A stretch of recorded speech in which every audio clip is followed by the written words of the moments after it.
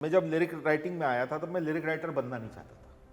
मैं कुछ और बनना चाह रहा था। मैं फिल्म मेकर बनना चाह रहा था। सुधीर मिश्रा जी के लिए काम कर रहा था। उस वक्त पे एक गाना लिखा था जो उनको अच्छा लगा, बावरा मन, वो उन्होंने फिल्म में ले लिया। You are a lyricist, you are a singer, you are an actor, you are a director yourself, you are a social media influencer, you are a performer. यार मैं उसको, इतना बड़ा वर्ड है पॉलीमैथ, वो बड़ा अच्छा लगा मुझे सुन के कि ऐसे हमारे जैसे डेस्परेट लोगों को पॉलीमैथ कहा जाता है। But we love every bit of it. But मैं ये बताने में मुझे हर्ष होता है, खुशी होती है कि मैं बहुत सारी चीज़ें करना चाहता हूँ और वो मुझे करने को मिलती है। बस इतना ही मैं खुशकिस्मत मानता हूँ अपने आप को। मैं बहुत सारी चीज़ें करना क्यों करना चाहता हूँ क्योंकि मुझे रीच आउट करने का बहुत मन है। मेरे पास चीज़ें हैं जो मैं बताना चाहता हूँ, और जब आपको रीच आउट करना है किसी चीज़ को लेके लोगों तक पहुँचना है तो आप व्हीकल्स बदल लेते हो। संगीत एक चीज़ है जो मुझे विरासत में मिली है। उसके लिए मैंने कोई ख़ास मेहनत और समर्पण वगैरह कुछ नहीं किया। मेरे मदर फादर गाते थे, वहाँ से मेरे पास संगीत आ गया। लेकिन उसके अलावा जितनी भी चीज़ें, लिरिक्स है, राइटिंग है, डायरेक्शन है वगैरह, वो सारी चीज़ें मैंने सीखी है और उसको आत्मसात किया है, आत्मसात करने की कोशिश की है। तो वो सारे व्हीकल्स मेरे पास आ जाते हैं अपनी बात को लोगों तक पहुँचाने के लिए, और मैं उसको इस्तेमाल कर लेता हूँ और पसंद किया जाता हूँ। ये सामने वाले का बड़प्पन है। तो एक पैशनेट प्रैक्टिशनर मरा जा रहा है जो अपनी बात कहने के लिए, और कह भी पा रहा है बहुत खूबसूरती से। और लेकिन इन विधाओं में ये बहुत मुश्किल होता है। इन विधाओं में चुन तो नहीं सकते कि आपकी एकदम सबसे ज्यादा पसंद का क्या है। सारे बच्चे अपने हैं, लेकिन सबसे पसंद का ये वक्त पे बदलता रहता है। पसंद की बात, जहाँ तक मैं कहूँगा कि पसंद की बात है तो वक्त पे बदलती रही है वो। जब मैं लिरिक्स लिख रहा था तो मैं जब लिरिक राइटिंग में आया था तब मैं लिरिक राइटर बनना नहीं चाहता था। मैं कुछ और बनना चाह रहा था। मैं फिल्म मेकर बनना चाह रहा था। सुधीर मिश्रा जी के लिए काम कर रहा था। उस वक्त पे एक गाना लिखा था जो उनको अच्छा लगा, बावरा मन, वो उन्होंने फिल्म में ले लिया।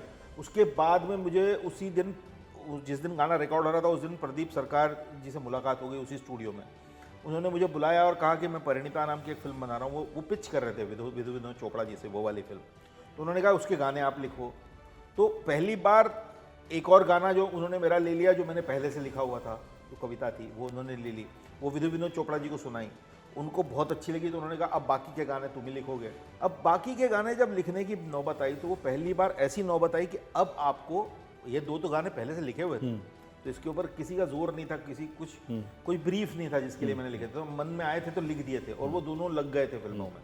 लेकिन अब बारी ये आ रही थी कि अब भाई अब गाने लिख पाओगे जब मांग होगी, जब डिमांड होगी कि इस तरह का गाना लिखना है, उस तरह का गाना लिखना है, प्रेम गीत लिखना है, उदास गीत लिखना है। तो वो एक चैलेंज था। तो शुरुआती दौर में, और दूसरा चैलेंज था कि धुन के ऊपर लिखना है। इसके पहले तो जो गाने लिखे थे वो ऐसे ही लिखे थे। धुन के ऊपर लिखना है। पहले आपके पास एक धुन आएगी, उस धुन में आपको शब्द बैठाने हैं। तो वो चैलेंज था। तो उस वक्त पे उस चैलेंज को स्वीकार करने में बहुत एक्साइटमेंट था, बहुत मज़ा आ रहा था और बहुत कुछ किया।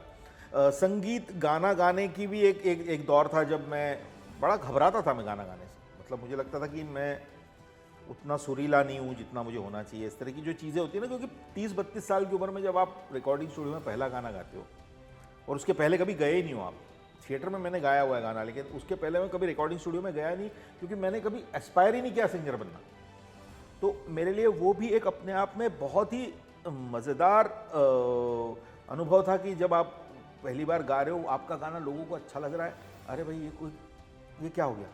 और फिर वो धीरे धीरे वो भी एक चैलेंज आया, तो उस चैलेंज को भी स्वीकार किया। लेखन का चैलेंज तो मैं कर ही रहा था उसके पहले। उसके बाद किसी ने कर दिया कास्ट, आप जैसे भले मानस होने, ऐसे एक दो और भी थे, उन्होंने कर दिया कास्ट। अब वो चैलेंज की तरह लगने लगा। तो हर बार एक न एक नया फेवरेट आपका बनता जाता है, ऐसा मुझे लगा। अभी मैं एक्टिंग से मेरी दोस्ती मतलब, हाँ, उसके साथ मेरा अभी इश्क चल रहा है। क्योंकि गाने आप एक लेवल तक आपको पता है कि हाँ अब आप लिख लोगे, आपको आता है। गाना गाने के मामले में भी ये है कि हाँ चलो थोड़ा रिहर्सल करके हो जाता है, गा लूँगा।